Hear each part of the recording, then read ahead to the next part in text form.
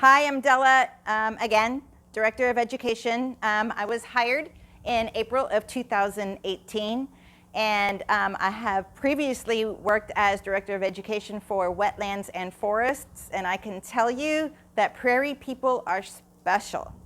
They are way more passionate than wetland people or forest people, in my opinion.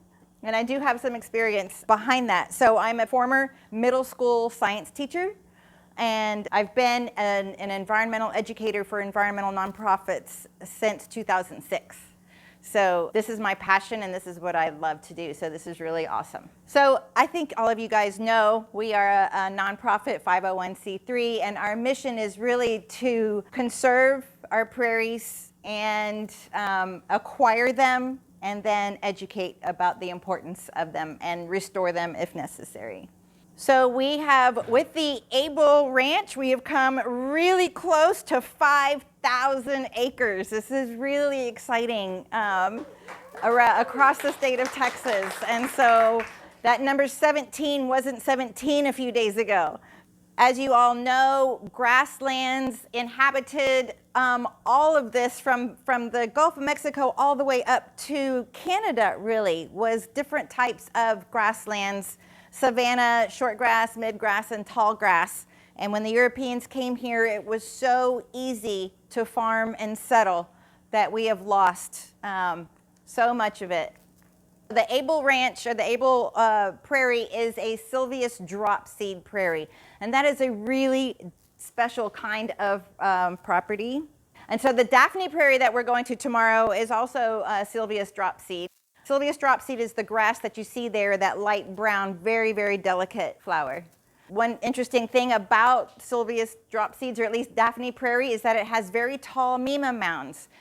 Park Prairie has mima mounds and prairie potholes as well, but it's very difficult to see with the naked eye. This you can see very clearly. And that was left over, mima mounds were created centuries ago, if not thousands of years ago. So I'm going to talk a little bit about Park Prairie. We are about 35 miles east of downtown Houston, where that little red triangle is.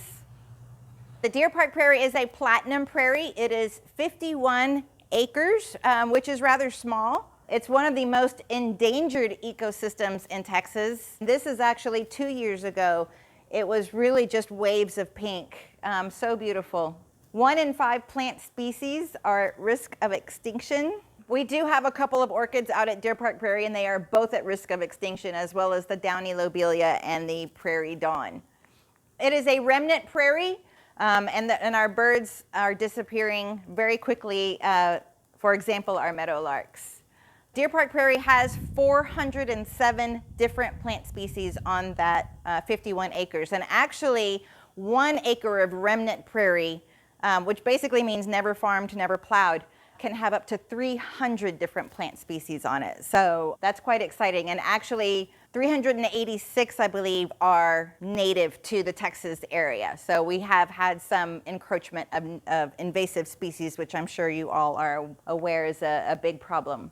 You know, when you have huge numbers of plant species and you have huge numbers of insects and birds that will use the prairie because they've evolved over thousands of years, you know, some insects can be very, very specific to one plant species. Because so much development and farming has happened, the insect populations have gone down. If you don't have any grasshoppers, the Grasshopper Sparrow is not going to have a whole lot to eat, as well as the Scissortail Flycatcher. And then, of course, there's your insects, dragonflies, which are, you know, eaten by some birds. Breeding can't happen without food. Food cannot be there without the plant species of the native plant species. Dragonflies, damselflies. One of our volunteers, Chuck DePlant, has taken most of these pictures. And there are katydids. And then, of course, one of the most important parts of our insects are our pollinators. There's the Gulf fritillary, and then the migrating monarch. And of course, there's our native bees. Very, very important. The honeybee actually can fight for the same nectar sources as our native bees, of course, but they are needed for pollination as well. You can see the pollen there on his legs. To save the prairie, education is key. You guys are already passionate about the prairies, so it's my job to find the younger generation and get them excited about it too. The different program topics that I teach: history of prairies, benefits, ecology, water quality, encouraging them to build a pocket prairie on their student campus, and student and adult education. So in my outreach, I go into classrooms with a prairie learning trunk so that I can take the prairie to the classrooms. We also have field trips that come out to Deer Prairie, non-pandemic, sans pandemic. Then I teach kids how to put in a pocket prairie. We were supposed to have the girls' summer camp this past summer.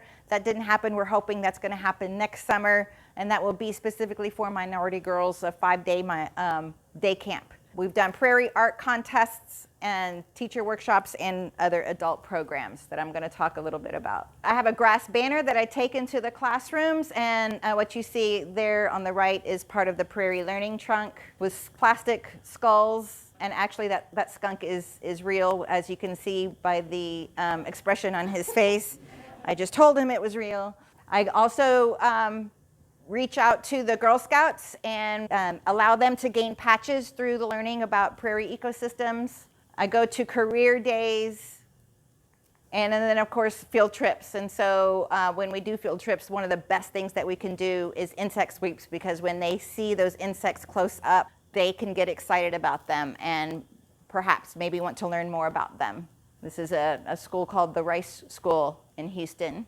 This is a group of high school students that came out to Deer Park Prairie. It was a dreary, cold, wet morning, but we made the best of it. We made seed balls. We took a tour of the prairie. They didn't mind getting wet. And we tried to do an insect sweep. It was a bit cold, but we got a few insects, and then we brought the insects back inside, and I did them using iNaturalist, teaching them iNaturalist and how important it is. If you don't know what iNaturalist is, download it on your phone. It's a lot of fun, and you're contributing to a scientific database that is used or can be used by researchers worldwide. And then again, building pocket prairies on school campuses allows the students to have a pocket prairie or a science classroom right there on their school campus. And there's our #1 winner for middle school level in our prairie art contest, and that sold for $400. This person, I went out to the classrooms and I gave them presentations or programs about the prairie, and this is what you can see the human encroachment, the buffalo, and the insects that are really real insects, as well as the prairie wildflowers that are native. Did not get to do teacher workshops this summer, planning that hopefully for this coming spring, but to date, 205 teachers have been taught, reaching a potential student reach of over 20,000 students. The Facebook group that I've created, actually almost 2 years ago now, is 270 members strong. I encourage you, don't have to live in Houston. If you want to be part of this, go ahead and ask to become a member, and I'll let you in. And it's an area where teachers can exchange seeds, plants, lessons, Texas essential knowledge skills, different aspects of the prairie. Who's got a pocket prairie? Can anyone help me with my pocket prairie? So this is a really good way for communication to happen among teachers, really statewide. And again, we have adult programs out at Deer Park Prairie. I exhibit at events. This is Earth Day Houston, Shell Energy Day. There's Wally. The Deer Park ISD teachers, they have a get-together every year before school starts. Pollinator Workshops. Texas Master Naturalist Workshop, so they can get their AT credit hours. And of course, we have our spring and fall wildflower days when we don't have a pandemic. We actually, we are continuing our maintenance, our work days, and but we max it out at 10, so those are still happening. So 39 programs teaching 1,244 students about the prairie. And then again, adult programs. And that's it. Thanks so much.